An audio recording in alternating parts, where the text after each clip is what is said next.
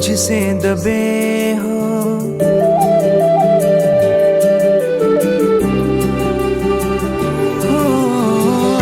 तुम जो थके हो, बोझ से दबे हो, गम के अंधेरों में क्यों भटकते हो। शांति कर जा मुक्ति दाता, सृष्टि करता जीवन दाता। सबको है वो प्यार से बुलाता, सबको है वो प्यार से बुलाता। यीशु बुलाता, यीशु बुलाता, यीशु बुलाता, यीशु बुलाता, यीशु बुलाता, यीशु बुलाता, यीशु बुलाता, यीशु बुलाता।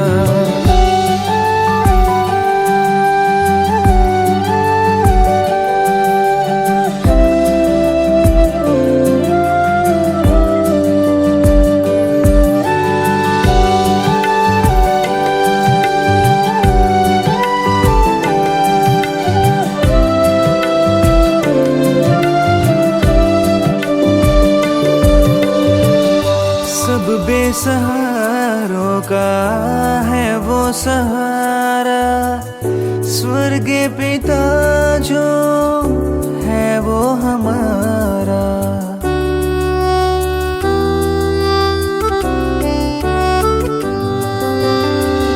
सब बेसहारों का है वो सहारा, स्वर्ग पिता जो है वो हमारा। संकट में वो ही है एक सहारा, जीवन की नैया पार लगाता। यीशु बुलाता, यीशु बुलाता, यीशु बुलाता, यीशु बुलाता, यीशु बुलाता, यीशु बुलाता, यीशु बुलाता, यीशु बुलाता।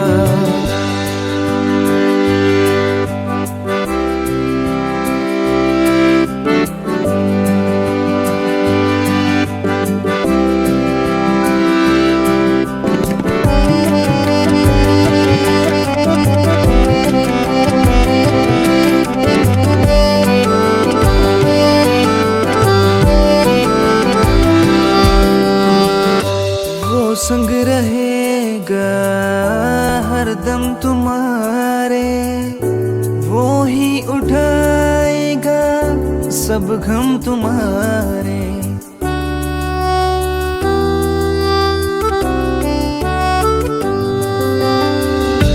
वो संग रहेगा हरदम तुम्हारे, वो ही उठाएगा सब गम तुम्हारे। जीवन की राहों में क्यों खो गए तुम, बाहें फैलाए वो तुमको बुलाता। यीशु बुलाता, यीशु बुलाता, यीशु बुलाता, यीशु बुलाता, यीशु बुलाता, यीशु बुलाता, यीशु बुलाता, यीशु बुलाता।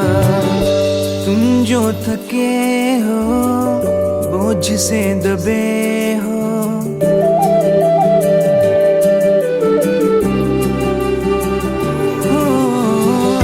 तुम जो थके हो, बोझ से दबे हो, गम के अंधेरों में क्यों भटकते हो। शांति कर जा मुक्ति दाता, सृष्टि करता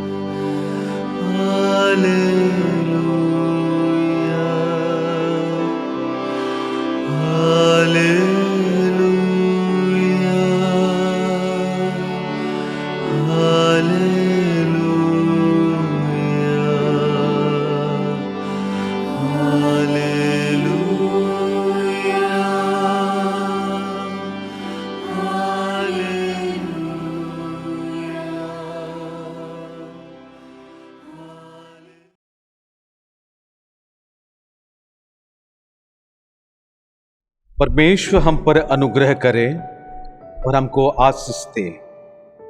वह हम पर अपने मुख का प्रकाश चमकाए, जिससे तेरे गति पृथ्वी पर और तेरा किया हुआ उद्धार सारे जातियों में जाना जाए।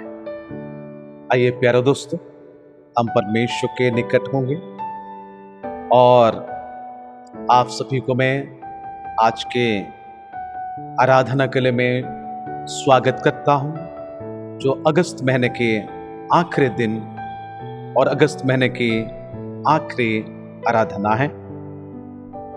आप सभी को मैं यीशु मसीह के मधुर नाम से स्वागत करता हूं, नमस्कार करता हूं कि परमेश्वर आपको बहुत ऐसे आशीष दे, अनुग्रह करे, दया करे। इस समय हम अपनी आंखें बंद करें, परमेश्वर के निकट होंगे और हम प्रार्थना में जाएंगे, प्रार्थना करेंगे। दयालु पिता परमेश्वर प्रभु यीशु मसीह, हम तुझे धन्यवाद देते हैं, तेरी महिमा, तेरी प्रशंसा, तेरी तारीफ करते हैं आज के दिन के लिए, जो हम सभी को प्रभु तूने देखने के लिए मौका दिया है। यद्यपि प्रभु हम तेरे भवन में एकत्रित नहीं हो पा रहे, फिर भी प्रभु यीशु मसीह हम सभी अपने अपने घरों में हैं प्रभु, और हम विश्वास करते हैं, तूने कहा जहां मेरे नाम से 2 या 3 एकत्रित होते हैं प्रभु, तो अपनी प्रेजेंस को, अपनी उपस्थिति को वहां प्रदान करता है। तू सर्वव्यापी परमेश्वर है, तू स्वयंभू है, हम जानते हैं। इसलिए सुनाओ कि यहोवा परमेश्वर, तेरे लोग प्रभु जहां कहीं भी क्यों ना हो, परिस्थिति को देखते हुए, समय को देखते हुए, जहां हम सभी अपने अपने घरों में हैं, हम सभी को आशीष देना। आज के वचनों के अनुसार, गीतों के अनुसार, आराधना, स्तुति, प्रशंसा के अनुसार हम सभी के प्रभु संग संग हो, ताकि प्रभु यीशु मसीह यद्यपि हम घर में रहें, हम महसूस करें प्रभु तेरे उपस्थिति को। इस राजा, हमारे घर तेरे वेदी बने प्रभु, हमारे घर तेरे सिंहासन बने, तू हमारे घर में सदा सर्वदा रहे, ताकि प्रभु यीशु मसीह इन दिनों की आराधना के द्वारा हमारे परिवार प्रभु तेरे सम्मुख हम होते रहेंगे। प्रभु हम प्रार्थना करते, हमारी कलीसिया के जितने लोग बाहर में रहते हैं, उन सभी को भी तू आशीष दे और तू अनुग्रह कर, ताकि प्रभु यीशु मसीह आज के आराधना के द्वारा वे तेरे उपस्थिति को भी महसूस करें। हम भी प्रार्थना करते हैं, अगर कोई अन्य जाति के लोग हमारे इस आराधना में शामिल हुए हैं या वे देख रहे हैं, प्रभु उन सभी के परिवार को हम तेरे हाथ में सौंपते हैं। आशीर्वाद करना, तू अनुग्रह करना। प्रभु देश विदेश में कोविड-19 के द्वारा प्रभु लोग तेरे भवन में एकत्रित नहीं हो पा रहे, हम प्रार्थना करते हैं देश विदेश में जहां कहीं भी लोग तेरे नाम से आज के दिन के लिए एकत्रित हुए हैं, हर एक प्रभु तू आशीर्वाद करना। मेरे स्वर्गीय पिता, पुनर्बार आज के आराधना की शुरू से लेकर अंत के सारी सेवाओं को प्रभु, वचनों को तेरे हाथ में समर्पण करते हुए प्रार्थना यीशु मसीह के नाम से मांगते हैं, आमीन। परमेश्वर के महिमा हो। आज की आराधना में पुनर्बार में आपको स्वागत करता हूं, जो इस अगस्त महीने की आखिरी महीने की आखिरी तारीख है। तो आइए इस समय हम देर ना करते हुए हम कलीसिया की सूचना की ओर जाएंगे। मैं हमारे सचिव भाई सामल महापात्र से अनुरोध करता हूं कि भी इस समय सामने होंगे, कलीसिया की सूचना और आगामी दिनों की सूचना आपको प्रदान करेंगे। सबसे पहले मैं परमेश्वर पिता का धन्यवाद देता हूं कि उन्होंने हमें यह सुंदर अवसर दिया कि आज हम फिर से उसके भवन में आकर उसकी स्तुति और आराधना सम्मिलित रूप से कर सकें। जैसा आपको हम कई हफ्तों से सूचना देते हुए आ रहे हैं, चर्च कमेटी की ओर से एक निवेदन पत्र प्रत्येक परिवार को दिया गया था। प्रार्थना के साथ आपसे अनुरोध है, जब कलीसिया का ये कार्य आरंभ हो चुका है और करीब चर्च के अंदर 60% कार्य संपन्न हो चुका है, आपसे अनुरोध है कि जैसा परमेश्वर आपको अगुवाई करता है, आप इस कार्य में अपना योगदान दें, परमेश्वर के आशीष के भागी हों। आने वाले दिनों में जैसा हमें सूचना मिलेगी, कलीसिया आरंभ कब से होगी, आपको हम जल्द से जल्द सूचना देंगे। प्रार्थना में रहें, अपने घरों में रहें और कलीसिया और पूरे देश के लिए अवश्य ही प्रार्थना करें। नमस्कार, प्रभु आप सबको आशीष दें। परमेश्वर के महिमा हो। सारी सूचना के लिए जो हमारे सचिव भाई समल महापात्र देते आ रहे हैं, उन सूचना के अनुसार हम कलीसिया को स्पिरिचुअली और फिजिकली आगे बढ़ाने के लिए प्रार्थना करते रहें, तैयार होते रहें, अपने तन मन धन को भी देते रहेंगे। आइए प्यारे दोस्तों, परमेश्वर के उन मधुर वचन की ओर जाने से पहले अपने मनों को हम तैयार करेंगे। मैं हमारे जवानों से अनुरोध करता हूं जो इन दिनों में YouTube चैनल के द्वारा आप सभी को आराधना में अगुवाई करते हैं। उन तमाम जवानों से अनुरोध करता हूं वे कृपया सामने होंगे और आप सभी को आराधना में अगुवाई करेंगे। तो आइए इस समय हम सब खड़े हो जाएंगे, उनके साथ हम आराधना करेंगे। आप सबों को आशीषमय दिन के लिए यीशु मसीह के नाम में नमस्कार। यीशु का वचन आज हम सब से यह कहता है कि आज का दिन यहोवा ने बनाया है। आज हम सब प्रभु में आनंदित और मग्न हो जाए और कुछ समय के लिए हम सब अपने आप को उस खुदा के हाथ में सौंपते हुए उसकी आराधना और महिमा एक मन होकर करें, क्योंकि परमेश्वर सबके बीच में है और वो महान है, वो अति स्तुति के योग्य है, उसके जैसा कोई भी नहीं है। हाँ पिता, हम धन्यवाद करते हैं कि हम सबों को आपने फिर से सुंदर दिन को परमेश्वर दिखाया। धन्यवाद करते हैं प्रभु। हालेलुया प्रभु जी, हम सबों के लिए आपका धन्यवाद करते हैं। धन्यवाद हो मेरे राजा। हालेलुया हालेलुया मेरे खुदावन यीशु मसीह। धन्यवाद हो राजा। हालेलुया। तेरे पास आता हूँ यीशु, तेरे पास आता हूँ यीशु, तेरे पास हर पल मेरी हर सांस तेरी स्तुति करती रहे। हर दिन मेरी हर बात तेरी महिमा गाती रहे। हर पल मेरी हर सांस तेरी स्तुति करती रहे। हर दिन मेरी हर बात तेरी महिमा गाती रहे। तेरे पास आता हूँ यीशु, तेरे पास आता हूँ यीशु, तेरे पास। हालेलुया परमेश्वर पिता, धन्यवाद करते हैं परमेश्वर कि आपके वचनों के द्वारा हमने जीवन को पाया है राजा।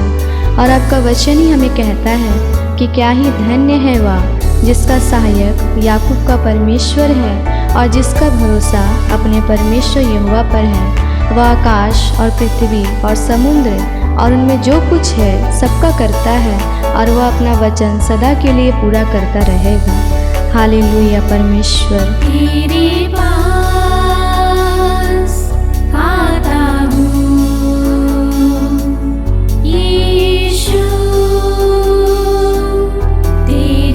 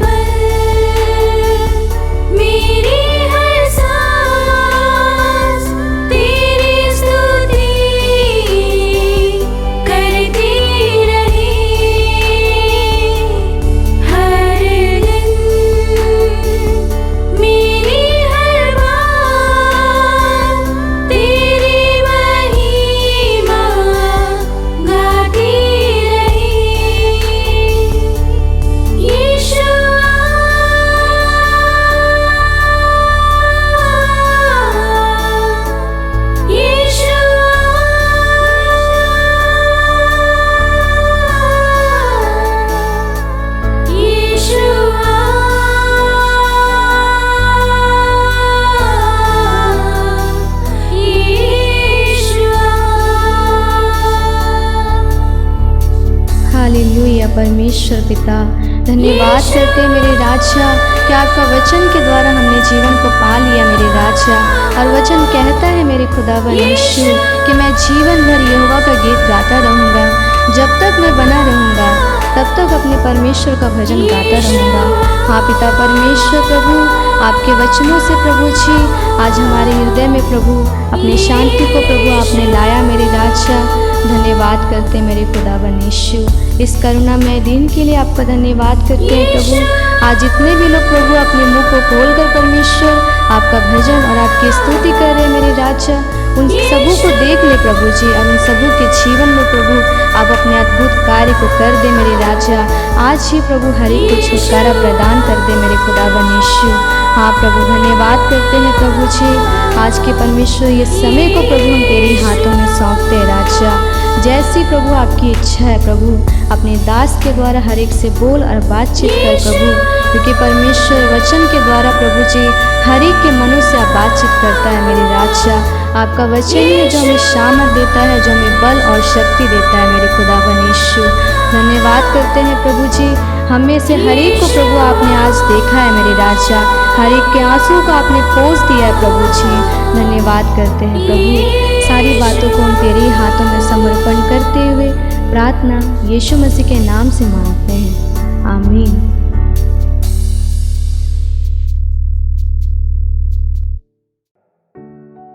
परमेश्वर की महिमा हो। हमारे जवानों को हम धन्यवाद देते हैं। आराधना के द्वारा हम सभी को परमेश्वर के उपस्थिति में लेकर आए। फिर से मैं ये कहना चाहता हूँ, ईश्वर ने कहा जहां मेरे नाम से 2 या 3 एकत्रित होते हैं, यानी हम इस समय घर में अपने परिवार के संग हैं, परमेश्वर हमारे साथ। तो इस समय हम परमेश्वर के उस वचन की ओर जाएंगे। मैं आपके सामने आज के वचन को रखना चाहता हूं। भजन संहिता उसके 77, भजन संहिता 77 यानी 77 का 1, 2, 3 पद को मैं पढ़ूंगा, जबकि आपको पूरे अध्याय को यानी 1 पद से लेकर 20 पद तक आपको घर में अवश्य उसको पढ़िएगा। यहां भक्त ने संकट के समय सांत्वना की बातें रखता है, लिखता है। उन्होंने 1 पद से लेकर 3 पद तक क्या कहता है, लिखा है।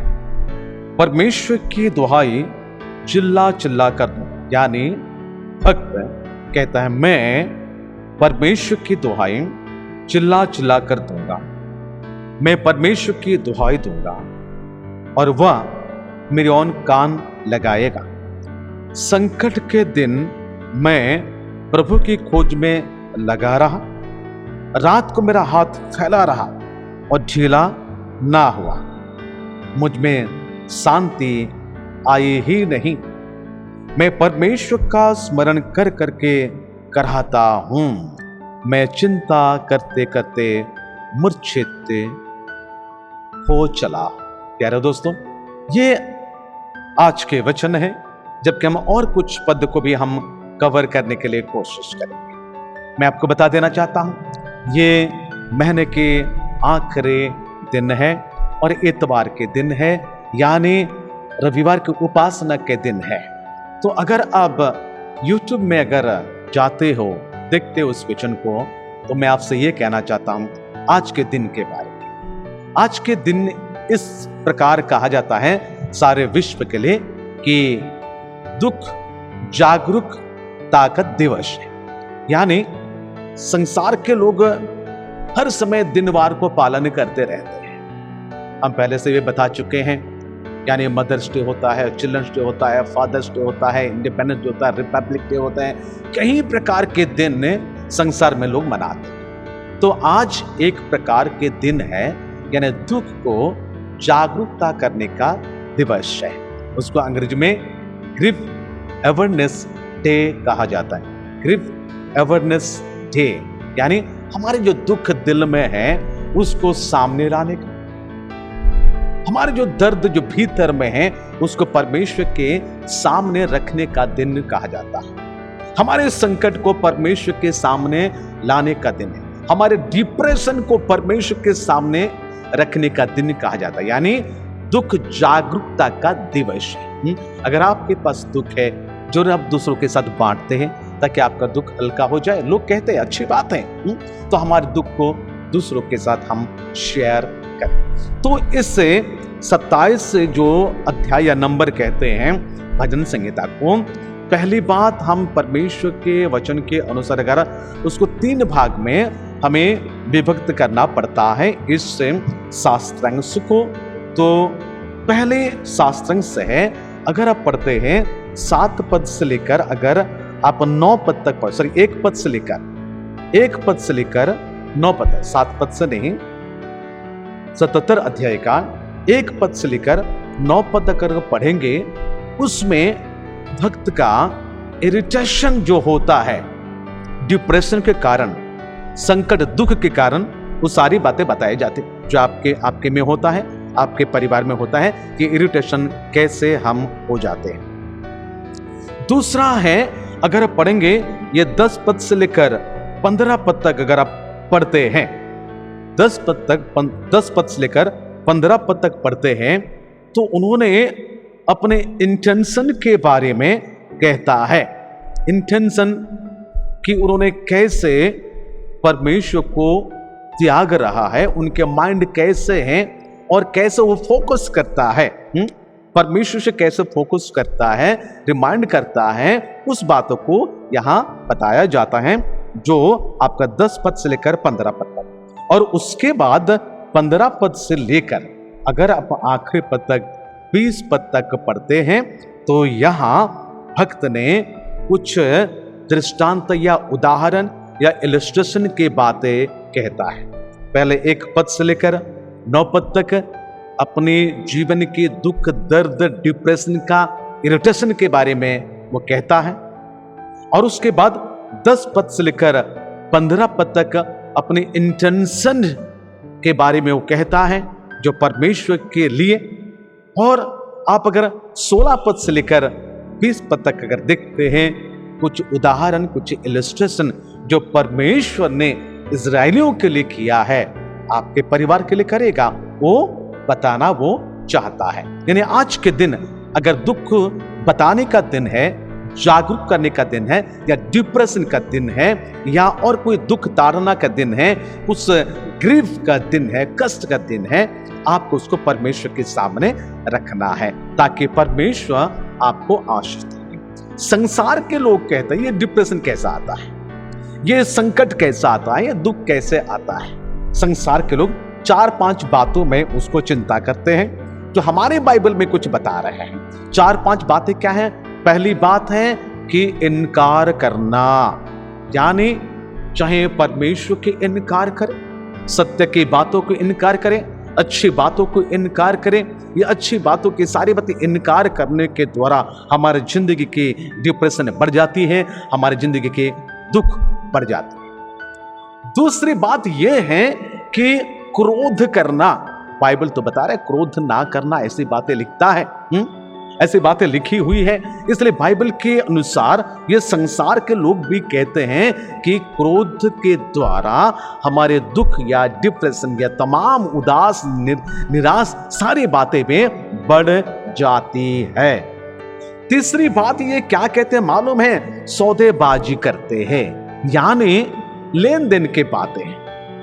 कभी आपको अगर आपकी इच्छा के अनुसार कुछ नहीं मिलती है तो आप अपने जीवन को दुख में डाल देते हैं। कभी कभी यानी सौदेबाजी, हम तो इतना कर रहे परमेश्वर के लिए, हमारे लिए कुछ उपाय नहीं है, हमारे लिए कुछ आशीर्वाद नहीं है, इस प्रकार बातें शायद आपके जीवन में होगी।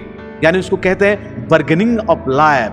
बर्गेनिंग जो करते हैं, बाजार में जाते हैं तो बर्गेनिंग करते हैं, ठीक उसी प्रकार हम परमेश्वर के संग कभी कभी बर्गेनिंग में आ जाते हैं। प्यारा दोस्तों, वो कभी ना करना, क्योंकि परमेश्वर का वचन में लिखा है तो अपने परमेश्वर यहोवा को परीक्षा ना करना, ऐसी बातें ईश्वर ने कहा है।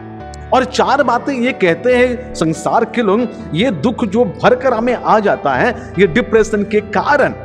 ये डिप्रेशन क्या होते हैं जो आज संसार में चल रहा है।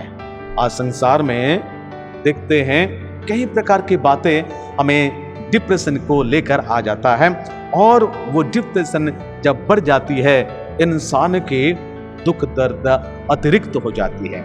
उसमें इंसान खराब काम यानी गलत काम कर देते हैं। ये 4-5 बातों को ये रखना चाहा, और ताकि हम जान सकें। लेकिन मैं आपको बता देना चाहता हूं, ये डिस्करेजमेंट, ये निराश, ये उदास, ये डाउट, ये सारी बातें शैतान के द्वारा होती है। शैतान के द्वारा डिस्करेजमेंट आपके परिवार में आता है, शैतान के द्वारा डिप्रेशन आपके परिवार में आता है, शैतान के द्वारा डाउट आपके परिवार में आता है। और ये सब मिलकर क्या होता है, आपके जीवन को पैरालाइज कर देता है। जो भक्त यहां कहता है मुझे शांति ही नहीं है, जो भक्त कहता है, भजनकार में लिखता है 127 में लिखता है, क्या लिखता है, भजन संहिता 127 में उन्होंने क्या कहा मालूम है? उन्होंने ये कहा, उसका 2 पद को मैं पढ़ना चाहता। भजन संहिता 127 का 2 पद में लिखा है, तुम जो सवेरे उठते और देर करके विश्राम करते और दुख भरी रोटी खाते हो, यह सब तुम्हारे लिए व्यर्थ ही है, क्योंकि वह अपने प्रियो को यूं ही नींद प्रदान करता है। यानी वह अपने प्रियो को यूं ही नींद प्रदान करता है। पर भक्त यहां कहता है मुझे शांति ही नहीं आए, मुझे नींद ही नहीं आई, इस प्रकार बातें वो कहता है। इसलिए 3 बातें शैतान के द्वारा यानी डेविल स्पिरिट के द्वारा आता है। पहली बात है डिस्करेजमेंट, उसके बाद है डिप्रेशन, और उसके बाद कई प्रकार के डाउट यानी संदेह आपके जीवन में डेविल स्पिरिट के द्वारा आता है। मैं बार बार आप सभी से यह कह चुका हूं कि बाइबल में कई सारे प्रतिज्ञा है, मैंने गिना नहीं, पर जो कंप्यूटराइज करके देखे हैं वे कहते हैं बाइबल में करीबन 30,000 के प्रतिज्ञा है। और कुरान की किताब के अनुसार सारे प्रतिज्ञा हाँ के साथ आमीन भी होता है। तो क्यों आप डिस्करेज में, क्यों आप डिप्रेशन में, क्यों आप डाउट में जाते हो? हाँ, आप कह सकते हो क्योंकि भक्त ने आज उसी प्रकार से जीवन को बिता रहे हैं जो भजनकार 77 में लिखा है। और आज के दिन यानी सारे संसार में अगर आप गूगल में जाते हैं, आप खोजिएगा कि आज के दिन क्या है। आज का दिन है ग्रीफ अवेयरनेस डे, यानी दुख जागरूकता दिवस। आपके जीवन में ये है तो आज उसको निकालना। आपके जीवन के दुख, आपके जीवन के कष्ट, आपके जीवन के डिस्करेजमेंट, आपके जीवन के डिप्रेशन, आपके जीवन के सारे संदेह यानी डाउट को परमेश्वर के सामने रख देने के समय आज पहुंच चुका है। तो चलिए प्यारे दोस्तों, एक एक करके हम बताएंगे कि परमेश्वर का वचन आपको क्या कहा जाता है। आप जरूर मेरे साथ देखते रहिएगा। यानी उनका 2, 3, 4 पद के अनुसार 3 पद में लिखा क्या है। 3 पद में हमने जो पढ़े हैं, मैं परमेश्वर का स्मरण करके कराता हूं, मैं चिंता करते करते मूर्छित हो चला। यानी 2, 3 और उसके बाद 4 पद में लिखा है, तू मुझे झपकी लगने नहीं देता, मैं ऐसा घबराया हूं कि मेरे मुंह से बात नहीं निकलती है। ये बातें कहता। और उसके बाद 7, 8, 9 पद में और कुछ बातें लिखा हुआ है। तो मैं क्या बताना चाहता हूं, आज हम चिंता करेंगे ये डिप्रेशन हमारे जीवन में क्या क्या खराब प्रभाव डालती है।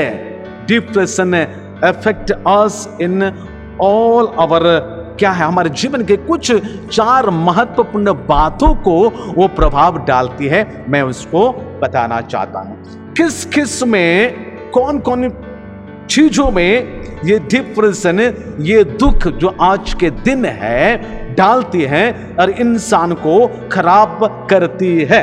3 पद के अनुसार उन्होंने कहा, मैं मूर्छित हो चला। परमेश्वर के वचन के अनुसार मैं इस depression affect us in at least 4 ways in our life. पहली बात है, उन्होंने ये कहता है 3 पद में कि मैं चिंता करते करते मूर्छित हो चला, यानी उनके दिल ऐसा नीचे चला जा रहा है कि वो सोचता है मैं गड्ढा में गिर गया हूं। उनके निराश उदासता इतने बढ़ गए हैं कि मुझे निकलने के लिए वहां कोई नहीं है, मैं मूर्छित हो चला, इस प्रकार बातें वो कहता है। और उसके बाद 6 पद को देखिएगा, वहां क्या लिखता है। 6 पद में लिखा है, मैं रात के समय अपने गीत को स्मरण करता। सुनिएगा, मैं रात के समय अपने गीत को स्मरण करता, लेकिन वो गा नहीं रहा। भक्त कह रहे हैं, मैं रात के समय अपने गीत को स्मरण करता और मन में ध्यान करता हूं, वो गा नहीं रहे, और मन में भली भांति विचार करता हूं। यानी वो अतीत को स्मरण करता है और वर्तमान परिस्थिति को भूल जाता है। अतीत को स्मरण करते हुए वर्तमान की बातों को वो छोड़ देता है। आप जानते हैं, दाऊद एक गीतकार है, गाने वाला है, बजाने वाला है, रचना करने वाला है। वो कहता है अपने गीत, उन्होंने साफ साफ यहां कहता है, मैं रात के समय अपने गीत को स्मरण करता हूं। प्यारे दोस्तों, आपके दुख के समय आप कैसे होते हैं? जब आप डिप्रेशन में हो जाते हैं तो आप कैसे होते हैं? आज दाऊद के विषय कहा जाता है, क्योंकि आज के दिन है, इसलिए मैं आप सभी को ये बातों को रखा हूं। इसलिए भक्त कहता है कि मेरे डिप्रेशन, मेरा दुख, मेरा दर्द इतना बढ़ गया है कि मैंने जो गीत सब लिखा है उस गीत को वो गा नहीं रहा है। रात के समय अपने गीत को स्मरण करता है, वो गाता नहीं।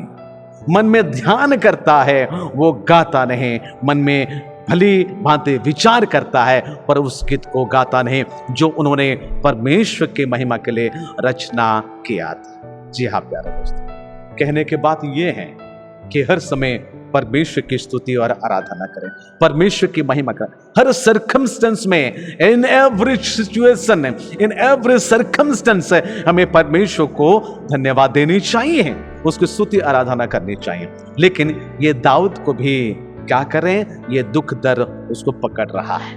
तो आम जनता को तो हो ही सकता है, लेकिन हमें याद रखना, दाऊद यीशु मसीह के बारे में यद्यपि वो जानता था, कम कुछ लिखा है, लेकिन आप यीशु मसीह के बारे में दाऊद से बहुत जानते हैं। अब यीशु मसीह के बारे में सुसमाचार दाऊद को से पता था कि नहीं, हमें मालूम नहीं है, पर इतना पता नहीं था जितना कि आप जानते हैं। सो प्यारे दोस्तों, परमेश्वर के वचन में लिखता है कि आप केवल अतीत को स्मरण करते हुए अपने जीवन को बर्बाद ना करें, बल्कि अतीत की और वर्तमान और भविष्य को भी परमेश्वर को देने के लिए कष्ट करें।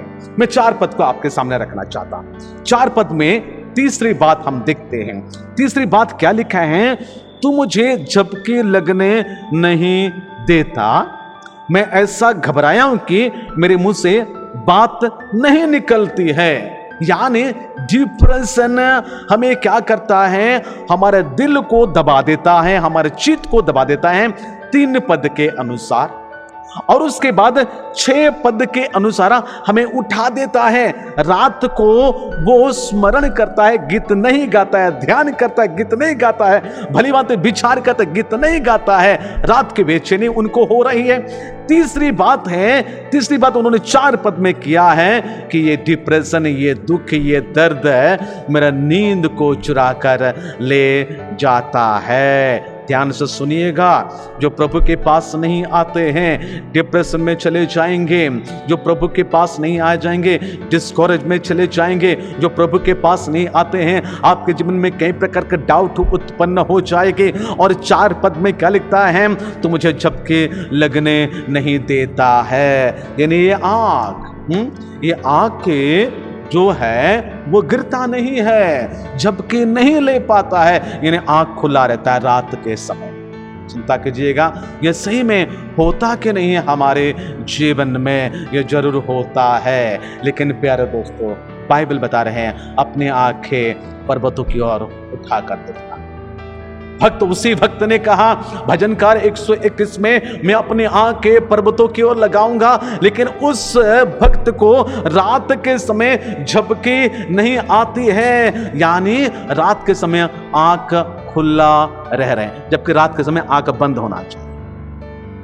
प्रभु के पास नहीं आने वालों को ऐसा ही होता है।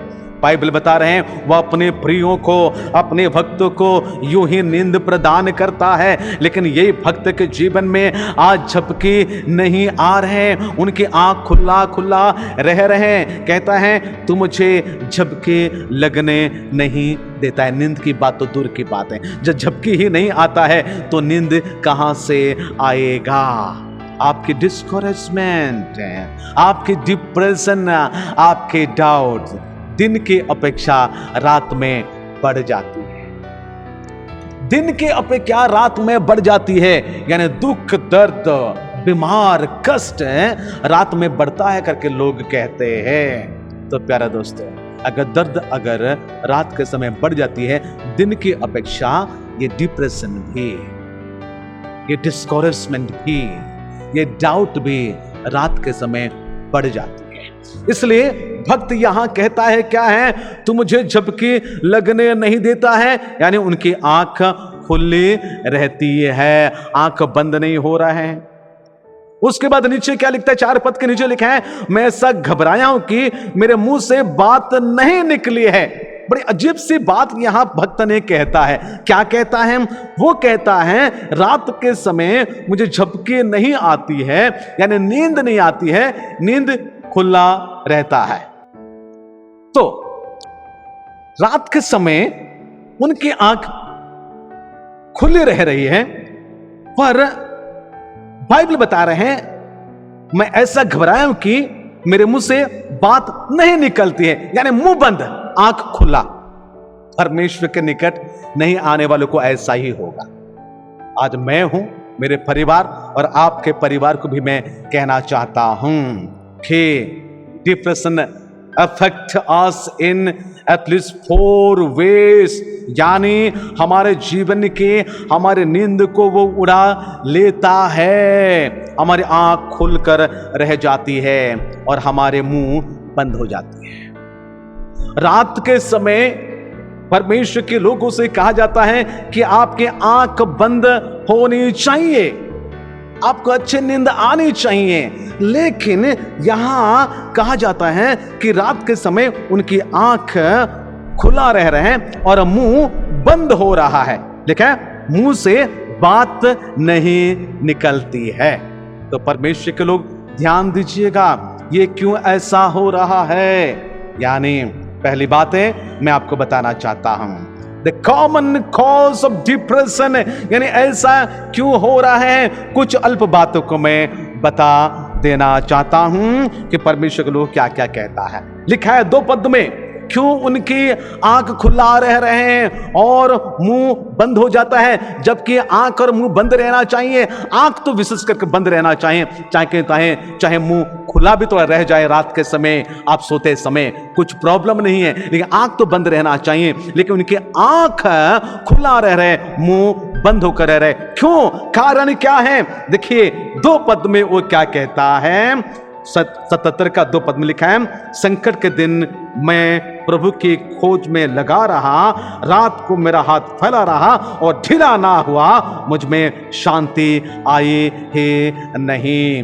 यानी उन्होंने अपने जीवन के कंफर्ट को, जो परमेश्वर ने उनको बचाया है, पापों से बचाया है, खतरों से बचाया है। कौन कौन से पापों से परमेश्वर उनको बचाया है? उदाहरण के स्वरूप आप जानते हैं बत्सबा जैसे पाप में डूबा हुआ था, परमेश्वर ने उनको बचा लिया है। साउल जैसे राजा से परमेश्वर ने उनको बचा लिया है। लेकिन वो कहता है I am not feeling comfort in my life. अगर आप सच से सोचते हैं कि मेरे जीवन में कंफर्ट नहीं है, तो प्यारे दोस्तों ये वचन आपके लिए है कि दाऊद कहता है, क्यों? वो कहता है मुझे कंफर्ट मिल ही नहीं रहा है। 3 पद में क्या लिखता है? 3 पद को मैं फिर से पढ़ देना चाहता हूं। क्या लिखा है? मैं परमेश्वर का स्मरण कर करके कराता हूं, मैं चिंता करते करते मूर्छित हुआ हूं या मूर्छित हो चला हूं। इसका कहने का मतलब है परमेश्वर को ऑफेंड कर रहा है, परमेश्वर को अपमान कर रहे हैं। यानी 3 पद आपको यह कहा जाता है कि आपके डिसओबीडियंस। मेरे दोस्तों, परमेश्वर का वचन में लिखता है कि आज्ञा को पालन करना है। जो आज्ञा उल्लंघन करता है वे 3 पद के अनुसार है परमेश्वर के विरोध, परमेश्वर के विरुद्ध बातें करते हैं। उन लोगों के लिए परमेश्वर कहता है अगर डिसोबीडियंस होंगे तो ऐसा ही जीवन को व्यतीत करेंगे। बिकॉज ऑफ डिसोबीडियंट स्पिरिट आपके जीवन में डिप्रेशन है, आपके जीवन डिस्करेजमेंट है, आपके जीवन डाउटफुल में भरा हुआ है, क्योंकि हमारे जीवन डिसओबीडियंस से चल रहा है। जी हाँ प्यारा दोस्तों, परमेश्वर ने आदम और हवा को ओबीडियंस की बातों को कहा। क्या कहा? कि तुम उस फल को ना खाना है। जो भले और बुरे ज्ञान का जो वृक्ष है उस फल को ना खाना है, और वे वही फल को खाए हैं। इसलिए बाइबल बता रहे हैं डिसओबीडियंस आपको, यानी आप परमेश्वर को अपमान करते हैं डिसओबीडियंस के द्वारा। आप जानते हैं योना नबी ने डिसओबीडियंस होने के बाद क्या क्या हुआ है, उनकी बातों तो पहले हम बता चुके हैं। इसलिए परमेश्वर यूहन्ना से कहता है कि आज्ञा को पालन करने की बातें कहता है, जो कि यूहन्ना 21 अध्याय का 3 पद के अनुसार पढ़िएगा, योना नबी 2 का 5 पद के अनुसार पढ़िएगा, क्योंकि वहां जो डिसोबीडियंस करते हैं उनके परिणाम क्या होता है उनके बताई जाती है। तो प्यारे दोस्तों, ये डिसोबीडियंट स्पिरिट आपके जीवन में है तो आप डिप्रेशन में ही रहेंगे। तीसरी बात है कंप्लेनिंग स्पिरिट, जो 3 पद के ही अनुसार है। 77 का 3 पद के अनुसार मनुष्य कंप्लेन करना कभी नहीं छोड़े। एक पद को हम पढ़ देते हैं ये कंप्लेनिंग स्पिरिट के बारे में, जो आप देखते हैं निर्गमन की किताब उसकी 16 अध्याय का, निर्गमन 16 अध्याय में आपको यह बताया जाता है कि कैसे वे लोग, इस्राएल के लोग परमेश्वर के लोग हैं, पर वे कैसे परमेश्वर के लिए और वे कंप्लेन करते हैं। उसके 16 का 8 पद को मैं पढ़ना चाहता हूं। यहां लिखा है निर्गमन 16 का 8 में लिखा है, फिर मूसा ने कहा ये तब होगा जब यहोवा सांझ को तुम्हें खाने के लिए मांस और भोर को रोटी मनमाना देगा, क्योंकि तुम जो उस पर बुड़बुड़ाते हो उससे वह सुनता है, और हम क्या हैं? तुम्हारा बुड़बुड़ाना हम पर नहीं यहोवा ही पर होता है। अगर आप बुड़बुड़ाते हो यानी कंप्लेन करते हो, चाहे परमेश्वर के दास के विरोध में या परमेश्वर के विरोध में, याद रखना परमेश्वर सुनता है और आप डिप्रेशन में ही चले जाएंगे। आप जितने कंप्लेन करते रहेंगे किसी के विरोध में, आप उतने ही डिप्रेशन में जाएंगे, उतने ही डिस्करेजमेंट में जाएंगे, क्योंकि बाइबल बता रहे हैं कि बुड़बुड़ाना परमेश्वर सुनता है। परमेश्वर आपको शाम को मांस देता है, भोर को रोटी मनमना देता है खाने के लिए, क्योंकि लिखा है क्योंकि तुम जो उस पर बुड़बुड़ाते हो उससे वो सुनता है। अगर परमेश्वर आपके बुड़बुड़ाना सुनता है तो ध्यान देना, आपके कंप्लेनिंग परमेश्वर सुन रहा है ना। कैसे सुन रहे हैं आप जानते हैं ना, बाइबल बता रहे हैं मुझसे प्रार्थना कर ताकि मैं तेरे सुनूंगा, कहते हैं। अगर आपकी प्रार्थना परमेश्वर सुनता है तो यह कंप्लेन परमेश्वर नहीं सुनता है, वो भी सुनता है। आप अगर किसी के विरोध में, चाहे परमेश्वर के दासगण के विरोध में हो या तुम्हारे भाई और बहन के विरोध में हो या किसी के विरोध में कंप्लेन करते हो, तो परमेश्वर वो सुनता है, क्योंकि आप जानते हैं मेरा परमेश्वर जीवित है। आप कहते हो ना कि हमारे जिंदा परमेश्वर हैं, मरने के बाद भी तीसरा दिन में जी उठा है। अब अच्छी रीति से बड़े ढाढ़स के हिम्मत के साथ अब कहते हैं कि हमारे प्रभु यीशु मसीह मरने के बाद तीसरा दिन में जी उठा है, वो जीवित परमेश्वर है, वो जिंदा खुदा है, ऐसा बड़ी छाती ठोक कर कहते हैं। तो याद रखना, वही जिंदा परमेश्वर आपके सारे कंप्लेंट को भी वो सुनता है और देखता है आप कहां, किससे, कब, किसके विरुद्ध में आप कंप्लेन करते हो। जितना कंप्लेन करोगे उतने डिप्रेशन में हम चले जाएंगे। इसलिए बाइबल बता रहे हैं, तुमको शाम के समय तुमको खाने के लिए मांस देता है, भोर के समय वो रोटी तुमको देता है, क्योंकि तुम जो उस पर बुड़बुड़ाते हो उसे वो सुनता है। और हम क्या है, तुम्हारा बुड़बुड़ाना हम पर नहीं, यहोवा ही पर होता है। इसलिए कंप्लेनिंग स्पिरिट अगर आपके जीवन में है तो आप डिप्रेशन में चले जाएंगे। केवल लोगों के विरुद्ध में कंप्लेन ही करते रहेंगे, उसके विरुद्ध उसके विरुद्ध उसके विरुद्ध कंप्लेन ही करते रहेंगे और आपके जीवन बेचैनी हो जाएंगे। और चौथी बात मैं क्या कहना चाहता हूं, चौथी पद अगर आप पढ़ेंगे, वहां क्या लिखा है, वही भजनकार 77 जो हम पढ़ रहे हैं, आप 7, 8 और 9 पद को पढ़ेंगे। वहां क्या लिखा है थोड़ा सा देख लीजिएगा। 7 पद में लिखा है, क्या प्रभु युग युग के लिए छोड़ देगा और फिर कभी प्रसन्न ना होगा? और उसके बाद क्या उसकी करुणा सदा के लिए जाती रहे? क्या उसका वचन पीढ़ी पीढ़ी के लिए निष्फल हो गया है? क्या परमेश्वर अनुग्रह करना भूल गए हैं? क्या उसने क्रोध करके अपने सब दया को रोक रखा है? यानी कहने का मतलब क्या है, ये 7, 8, 9 पद के अनुसार मैं आपको ये कहना चाहता हूं, आप परमेश्वर की उपस्थिति को भूल जाते हो। द कॉज ऑफ डिप्रेशन, यानी आपके दुख दर्द और डिप्रेशन के कारण क्या है, आप प्रभु की उपस्थिति को महसूस नहीं करते हैं। 3 पद के अनुसार यानी क्या प्रभु युग युग के लिए तुम्हें छोड़ दिया है? तुम्हें छोड़ा नहीं है। परमेश्वर ने कहा, मैं तुझे कभी नहीं छोड़ूंगा, मैं तुझे कभी नहीं त्यागूंगा। यह परमेश्वर का वचन है। लेकिन आप कहते हो, क्या प्रभु युग युग के लिए छोड़ देगा? परमेश्वर कभी नहीं छोड़ेगा, उनके प्रेजेंस आपके जिंदगी में रहेगी। 8 पद के अनुसार क्या कहा जाता है, क्या उसकी करुणा सदा के लिए जाती रहे? क्या उसका वचन पीढ़ी पीढ़ी के लिए निष्फल हो गया है? नहीं प्यारे दोस्तों, क्योंकि उनके वचन इतने सामर्थ है, उनकी बातें इतनी सामर्थ है जो आपके लिए पूरा करना चाहता है। यानी उनकी पावर को आप महसूस नहीं कर रहे हैं। पहले तो उनके प्रेजेंस को आप 7 पद के अनुसार भूल चुके हैं। दूसरी बात, 8 पद के अनुसार उनकी पावर जो आपके परिवार में अब तक परमेश्वर ने किया है उसको आप भूल चुके हैं। और तीसरी बात जो 9 पद में लिखा है, क्या परमेश्वर अनुग्रह करना भूल गया है?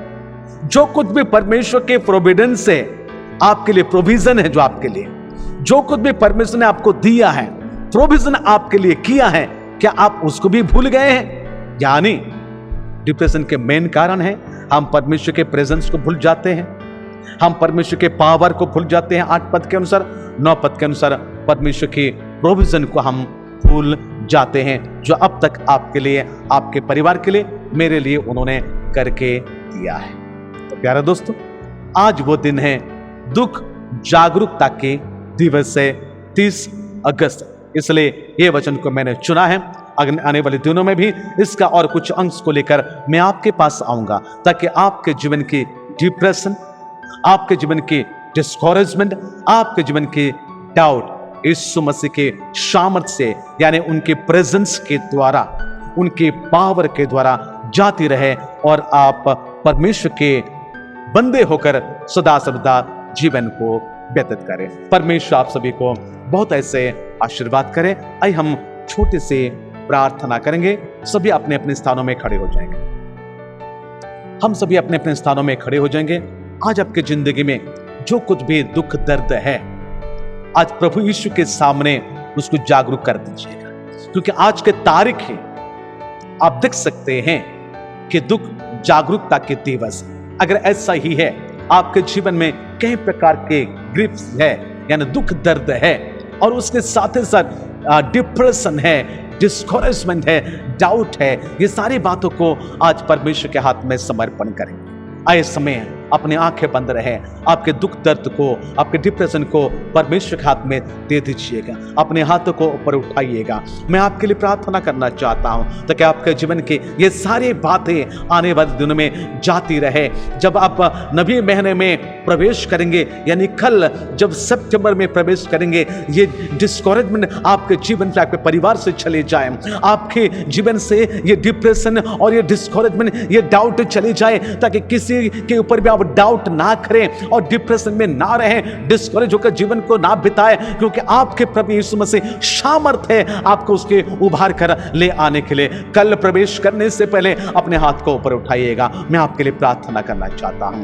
प्यारे प्रभु यीशु मसीह, मैं इस समय प्रार्थना करता हूं तेरे लोगों के लिए। प्रभु, जब ये तेरे वचन को सुने हैं आज, प्रभु भजनकार 77 के अनुसार दाऊद खुद ये अनुभव करता है, हम कौन से खेत के मूली है, हम में तो कमजोर मनुष्य है प्रभु, हम दीन लोग है प्रभु, हम धूल के समान है प्रभु, हम तो दाऊद के समान नहीं थे, फिर भी प्रभु यीशु मसीह तू हमारे लिए आया है प्रभु। हमें प्रभु इस सारे दुख दर्द से प्रभु उभार कर ले आने के लिए, उस दुख से निकल कर ले आने के लिए प्रभु यीशु मसीह तू हमारे लिए क्रूस के ऊपर चढ़ गया। और इस समय मैं प्रार्थना करता हूं तेरे लोगों के लिए जो इस समय खड़े हुए हैं, अपने हाथों को ऊपर उठाए, यानी उनके डिस्करेजमेंट को तेरी ओर दिए, अपने डिप्रेशन को तेरी ओर दिए, अपने डाउट को तेरी ओर दिए प्रभु, उनको तू ले लेना प्रभु, उनके सभी उन सारे दुख, चिंता को, दर्द को, उदास प्रभु तू ले लेना, और उनके परिवार में तेरी उपस्थिति के द्वारा, तेरे सामर्थ के द्वारा सारे प्रोविजन जो तेरा है प्रभु